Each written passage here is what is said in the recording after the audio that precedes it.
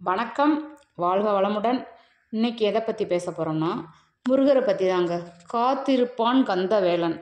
முருகருக்காக நம்ம எப்படி இறங்கி இருந்தாலும் நமக்காக முருகர் நம்ம என்ன சொல்கிறோமோ அதை காத்திருக்கிற மாதிரி நிற்பாருங்க, நம்ம கூடயே நிற்பார். அதில் ஒரு சின்ன கதை தான். அது என்ன கதைங்கிறத நம்ம இப்போ பார்ப்போம், சரியா? முருக பக்தன் ஒருவருக்கு திருமணமாகி 5 வருடம் ஆயிருக்குங்க.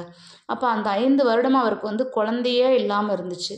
குழந்தையே இல்லாமல் இருக்கும்போது அவர் என்ன செஞ்சுருக்காரு, எங்கேயோ போய் பார்த்துருக்காரு. அப்போ எல்லாரும் சொல்லியிருக்காங்க, நீங்கள் சஷ்டிக்கு விரதம் இருங்க, சஷ்டிக்கு விரதம் இருந்தீங்கன்னா குழந்தை கண்டிப்பாக பிறக்கும் அப்படின்ட்டுருக்காங்க. உடனே அவர் என்ன செஞ்சுருக்காரு, சஷ்டிக்கு 7 நாள் நல்ல விரதம் இருந்து அவர் செஞ்சுருக்காரு. சஷ்டிக்கு விரதம் இருந்து எல்லாம் இது பண்ண உடனே அவர் உடனே அந்த 7 நாள் விரதம் இருந்து சாமி பக்தி முழு பக்தியாக இருந்ததுனால அவர் என்ன செஞ்சுருக்காரு, முருகருக்கு இது பண்ணியிருக்காரு. ஃபுல்லாக அப்படியே முருக பக்தனாகவே மாறி அன்னைக்கு ஃபுல்லாக விரதம் 7 நாள் சாப்பிடாம வைக்காமல் விரதம் இருந்தோடனே அவருக்கு ஒரு அழகான ஒரு ஆண் குழந்தை பிறந்துருச்சு. ஆண் குழந்தை பிறந்தவுடனே அந்த முருகன் பிறந்தவுடனே அவருக்கு ரொம்ப சந்தோஷம். அதனால் அவர் என்ன செஞ்சுருக்காரு, நம்ம சஷ்டிக்கு விரதம் இருந்ததுனால அந்த குழந்தை பிறந்ததுனால அதுக்கு பேர் சஷ்டிநாதன் அவர் வச்சுட்டார். அப்போ அவர் என்ன செஞ்சுருக்காரு, அந்த முருகனின் கதைகள் அடியார்களின் வாழ்க்கை வரலாறை பற்றியே அவர் பிள்ளைகளுக்கு சொல்லி சொல்லி கொடுத்துருக்காரு. உடனே என்ன செஞ்சுருக்காரு, அவர் மனதில் எப்போதையுமே முருகன் நாமத்தையே ஒழிச்சு சொல்லிக்கிட்டு இருந்த உடனே முழு நேரமும் அவர் முருகனுக்கே சேவை செய்ய விரும்பினதும் என்ன செய்யலாம் அப்படின்னு சொல்லி பார்த்தோன்னா, முருக தரிசனம் கிடைக்கணும்னா நம்ம என்ன செய்யணும் அப்படின்னு சொல்லிட்டு இவருக்கு அந்த பையனையும் முருகர் பக்கமாகவே வளர்த்து பாடல் சாமிக்கு அடியார்களுக்கு பணிவிடை செய்கிறது, இதையே அந்த சஷ்டிநாதன் பண்ணிக்கிட்டே இருந்திருக்காரு.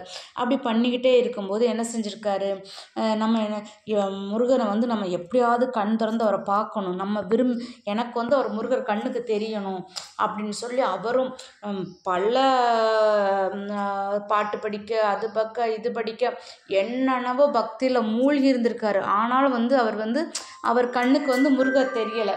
அவர் கண்ணுக்கு முருகர் தெரியலைன்னு என்ன செஞ்சுருக்காரு, இவர் அப்போ நம்ம என்ன பண்ணலாம் அப்படின்னு கேட்கும்போது இவர் சரி நம்ம சஷ்டி அன்னைக்கு நம்ம திரும்ப முருகர் அன்னைக்கு எப்படியாவது பார்க்கணும்னு சொல்லிட்டு மனம் உருகி எல்லாத்துக்கும் அன்னதானம் போடவும் மண்டபத்தில் போய் நம்ம அடியார்களுக்கெல்லாம் பணிவிடை செய்யணும் வைக்கணும் அப்படின்னு சொல்லிட்டு அப்படி எல்லாம் இருக்கும்போது சஷ்டி அன்னைக்கு கார்த்திகை அன்னைக்கு அவர் நாட்கள் விரதம் இருந்து அன்னதானம் செஞ்சுருக்காரு. இப்படி ஆண்டுகள் பல ஓடிருச்சு. ஆனாலும் அவர் கண்ணுக்கு முருகர் கிடைக்கலன்னு தினமும் கண்ணீருடன் முருகரை உன்னை நினச்சி நான் உருகும், எனக்கு நீ இந்த காட்சி நீ தரமாட்டேக்கேன்னு சொல்லி முருகர் பாதத்தில் விழுந்து வணங்கி அழுகிறாரு. உடனே அழுத உடனே சரி இப்போ அவருக்கு என்னைக்கு தோணுதோ அன்னைக்கு தானே அவர் பண்ணுவார், முருகர் காட்சி கொடுப்பாரு. அதனால் அவர் என்ன செஞ்சுருக்காரு, அவர் அப்படியே கேட்டுட்டு அமைதியாக இருப்பார். அப்படி இருக்கும்போது இவர் என்ன செஞ்சுருக்காரு, அன்னைக்கு கந்த சஷ்டி.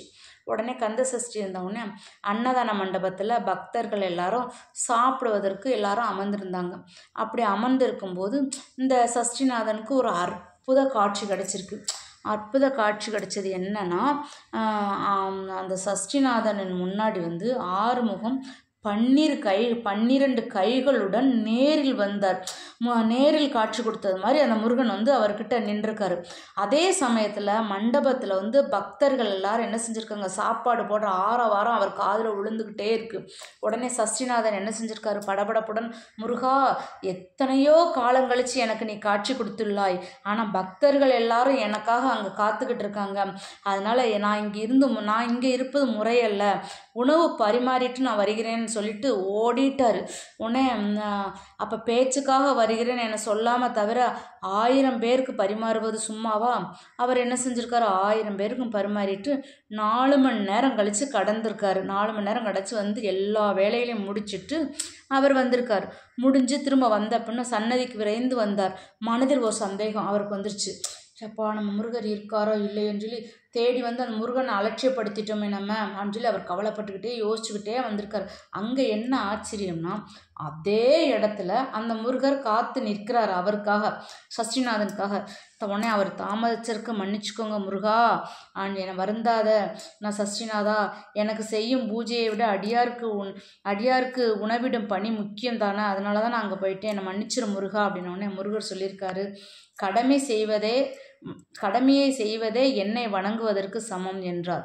கந்தவேலான முருகனுக்கு ஆனந்த கண்ணீரில் அபிஷேகம் செய்தார் சஷ்டிநாதன்.